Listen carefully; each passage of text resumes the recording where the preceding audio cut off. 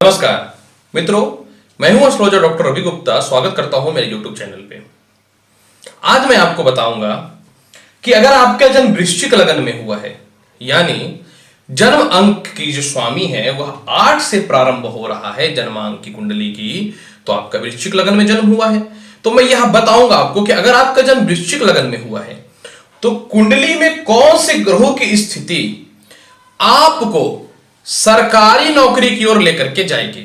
जी हां, ज्योतिष शास्त्र एक समुद्रिक शास्त्र है जिसके कभी भी अंत नहीं हो सकते हैं। फिर भी मैं 15 से 25 सूत्र कम से कम आपको बताने का प्रयास करूंगा कि अगर आपकी जन्म पत्रिका में इस प्रकार की योग बन रहे हैं तो वह सरकारी नौकरी के लिए कितना ज्यादा पावरफुल है।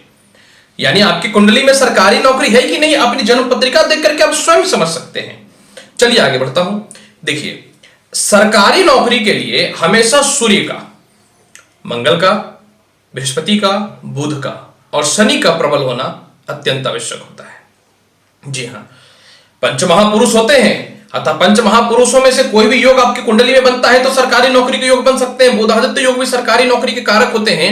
और गज केसरी योग यानी केंद्र में बृहस्पति और चंद्रमा साथ में बैठे या केंद्र में भी बैठता है कहीं भी, तो गज केसरी योग की उत्पत्ति होती है। चलिए, मैं आपको बताना चाहता हूं कि अगर आपका जन्म 8 नंबर में हुआ है तो आपका जन्म वृश्चिक है।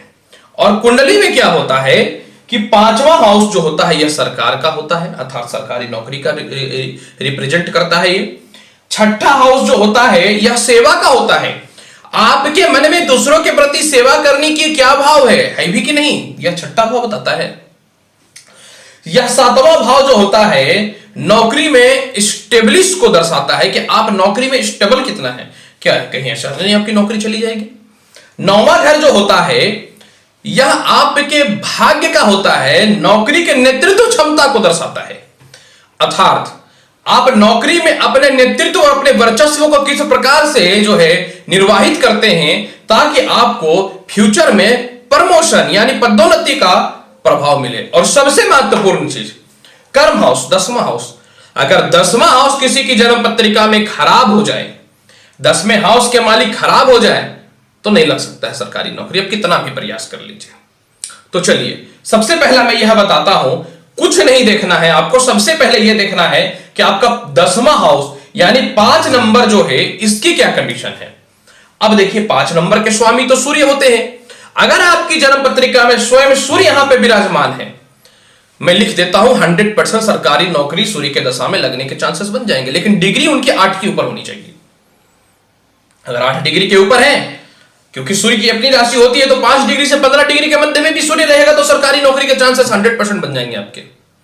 यह समझ कर चलिए। यही नहीं, अगर आपकी कुंडली में सूर्य यहां विराजमान होता है 6 नंबर पे, 8 number, 9 number, 10 number, 11 number, 12 number, 1 number, 2 number, 4 number, खुद 5 नंबर पे विराजमान होता है, तो 100% सरकारी नौकरी के लगने के चांसेस बनेंगे।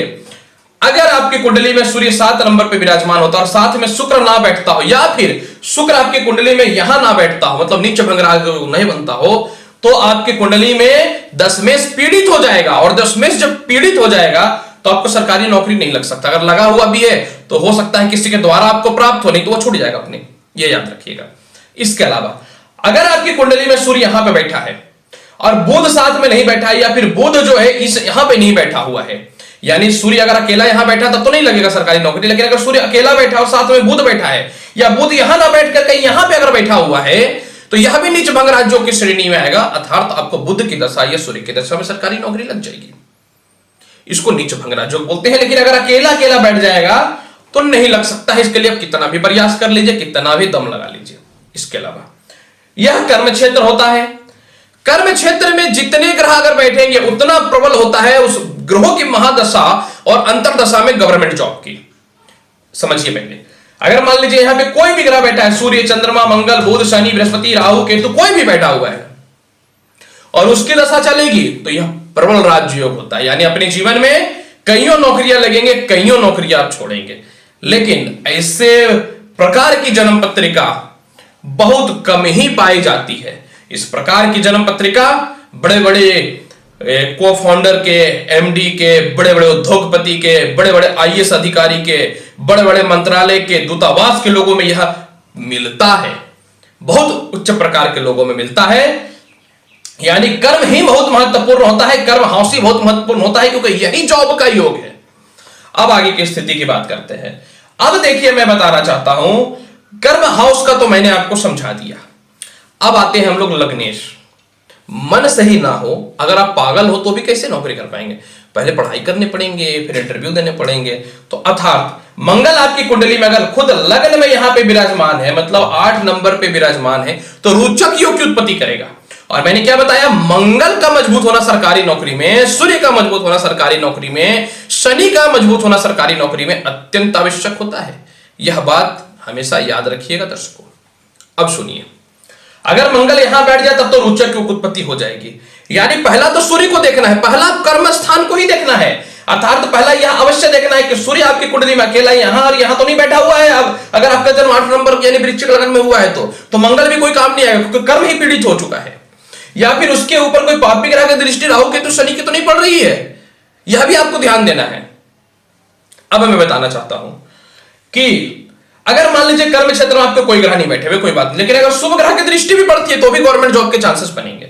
अगर मंगल आपकी कुंडली में यहां बैठा हुआ, यहां बैठा, यहां बैठा, यहां बैठा, यहां बैठा, यहां और यहां बैठा हुआ है, प्रबल हो गया, यानी सूर्य भी प्रबल हो गया और मंगल भी प्रबल हो गया, तो मैं लिख देता हूं 100% सरकारी नौकरी है। दुनिया का कोई भी ताकत नहीं छीन सकता है आपको, लेकिन मंगल की डिग्री 8 से ऊपर होनी चाहिए।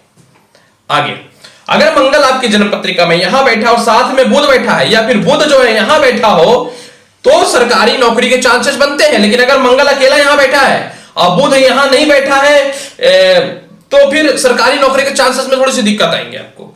अगर मान लीजिए मंगल यहां बैठा और शुक्र साथ में बैठा है, या शुक्र यहां पे नहीं बैठा हुआ है, कहीं और बैठा हुआ है, तो भी आपको सरकारी नौकरी में परेशानी आएगी, क्योंकि लग्नेश पीड़ित हो गया। यह हो गया दूसरा। तीसरा फॉर्मूला होता है, अगर द्वितीयेश और दशमेश का राशि परिवर्तन होता है तो 100% सरकारी नौकरी लगते हैं। जी हां, अगर आपकी जन्म पत्रिका में बृहस्पति यहां बैठा है और सूर्य यहां बैठा है, तो दोनों में से किसी एक के दशा में आपके जॉब लग जाएंगे। द्वितीयेश धन स्थान कर्म में चला गया, कर्म स्थान धन में चला गया, तो सरकारी नौकरी लगने के 100% चांसेस है। अगर आपकी कुंडली में सूर्य यहां बैठ जाएगा और बुध यहां बैठ जाएगा, तो भी आईएएस का कर्मेश और कर्मेश का आय में स्थान परिवर्तन हो जाएगा, फिर भी सरकारी नौकरी लगेंगे। इसके अलावा अगर आपकी कुंडली में सूर्य यहां पे बृहस्पति बैठ जाता है और सूर्य पंचम हाउस में बैठ जाते हैं, फिर भी राशि परिवर्तन योग होगा, फिर भी सरकारी नौकरी के चांसेस बृहस्पति या सूर्य के दशा में हो जाएंगे। इसके अलावा त्रिकोणेश के मालिक चंद्रमा यहां बैठा और सूर्य यहां बैठा हो, फिर भी राशि परिवर्तन के योग बनेंगे। इसके अलावा अगर आपकी कुंडली में सूर्य यहां और यहां बैठा हुआ है, तो प्रबल राज्य योग है। मैंने क्या बताया है कि आपको पहले कर्म स्थान को और लग्न को विशेष ध्यान देना है। अर्थात सबसे पहला तो आपको सूर्य को देखना है। अगर आपकी सूर्य कुंडली में अकेला यहां और यहां बैठा है, तो नहीं लग सकता है जॉब, पीड़ित हो जाता है सूर्य। और सूर्य पीड़ित हो जाएगा तो सूर्य सरकार है, सूर्य पावर है, ताकत है, एनर्जी है, वर्चस्व है, एनर्जी है बॉडी में ही नहीं पूरे संसार का। अर्थात तो सूर्य पीड़ित हो जाएगा, आपके कर्म स्थान का लॉर्ड पीड़ित हो जाएगा, तो नहीं लगेगा जॉब, कुछ भी कर लीजिए। इसके अलावा मैं बताता हूं कि अगर आपकी कुंडली में शुक्र यहां बैठ जाता है और सूर्य यहां बैठ जाता है, फिर भी सरकारी नौकरी के चांसेस रहेंगे। परंतु अगर शुक्र यहां विराजमान हो जाता है और सूर्य यहां विराजमान हो जाते हैं, फिर भी सरकारी नौकरी के चांसेस बनेंगे। एक दूसरे का राशि परिवर्तन हो गया। अगर शनि आपकी कुंडली में यहां बैठ जाता है और सूर्य यहां बैठ जाता है, फिर भी सरकारी नौकरी के चांसेस बनेंगे, क्योंकि राशि परिवर्तन हो गया। मंगल की मैंने बता दी आपको, त्रिकोण भाव की मैंने बता दिया आपको। 6th हाउस क्योंकि सेवा का होता है, मंगल उसके स्वामी है। अगर मंगल स्वयं यहां विराजमान हो जाता है तो मच बेटर। अगर मंगल यहां बैठ जाता है और सूर्य यहां बैठ जाता है, तो यह प्रबल राजयोग होता है। इस समय आपको नौकरी लगने के चांसेस बनेंगे, 100% बनेंगे, क्योंकि यह भी राशि परिवर्तन अवश्य हो रहा है। अब मैं बताता हूं त्रिकोण के स्वामी यानी बृहस्पति, चंद्रमा या केंद्र के स्वामी मंगल, शनि, शुक्र अगर कर्म स्थान में बैठता है, तो उनकी दशा अंतरदशा में जॉब आपके लगेंगे। यह आपको समझने की आवश्यकता रूप है। अब मैं बात बताना चाहता हूं, चंद्रमा भी बहुत भूमिका आपके कुंडली में निभाएगा, क्योंकि वृश्चिक लगन में चंद्रमा जो होता है भाग्य का मालिक होता है। भाग्य साथ ना दे तो बहुत मुश्किल है। अगर आपकी कुंडली में चंद्रमा यहां विराजमान हो जाता है, यहां विराजमान हो जाता है, यहां विराजमान हो जाता है, खुद लग्न में विराजमान हो जाता है, और साथ में मंगल जो है यहां ना बैठता हो, या फिर मंगल यहां ना बैठता हो 10 नंबर पे, तो सरकारी नौकरी नहीं लगेंगे आपके। चंद्रमा पीड़ित हो जाएगा, मानसिक अस्थिरता रहेगा, तनाव रहेगा, फ्रस्ट्रेट रहेंगे। यानी मैंने आपको बताया कि किस प्रकार से कर्म क्षेत्र ही बहुत महत्वपूर्ण है। पंचम हाउस, सिक्स्थ हाउस, सेवेंथ और नाइन्थ हाउस बहुत महत्वपूर्ण है। यानी 10th, 5वां घर, यानी 12 नंबर वाला घर, 1 नंबर वाला घर, 2 नंबर वाला घर और 4 नंबर वाला घर की कंडीशन कहीं भी खराब होती है तो सरकारी नौकरी के चांसेस कम बनेंगे। जैसे कि एग्जांपल देता हूं, अगर बृहस्पति आपकी कुंडली में नीच के यहां बैठ जाते हैं, 10 नंबर पे अकेला बैठ जाते हैं, और शनि अगर यहां ना बैठता हो या यहां साथ में ना बैठता हो, तो सरकारी नौकरी नहीं लगेंगे आपके। कितना भी आप परिश्रम कर लीजिए, क्योंकि आपके पढ़ाई ही खराब रहेंगे, इंटरव्यू ही फेल हो जाएंगे, एग्जामिनेशन में रिजल्ट ही नहीं आ पाएगा। चंद्रमा का मैंने बता दिया कि चंद्रमा आपकी कुंडली में अगर यहां बैठ जाता अकेला तो फिर आपका भाग्य साथ नहीं देगा। दर्शकों, आज मैंने आपका जन्म अगर वृश्चिक लगन में हुआ है तो मैंने आपको यह बताया कि किस प्रकार से सरकारी नौकरी लगने के चांसेस आपकी कुंडली में बनेंगे और नहीं बनेंगे। उम्मीद करता हूं कि बताई गई जानकारी से 100% संतुष्ट होंगे। चैनल अच्छा लगता है तो लाइक करें, शेयर करें, सब्सक्राइब करें। पर्सनली मेरे से संपर्क करना चाहते हैं, नंबर फ्लैश हो रहा है, आप मेरे से अपॉइंटमेंट ले सकते हैं। मिलूंगा नेक्स्ट एपिसोड में और अच्छी जानकारी के साथ। तब तक के लिए मेरा नमस्कार। आप सभी लोगों को मेरा आशीर्वाद है। धन्यवाद।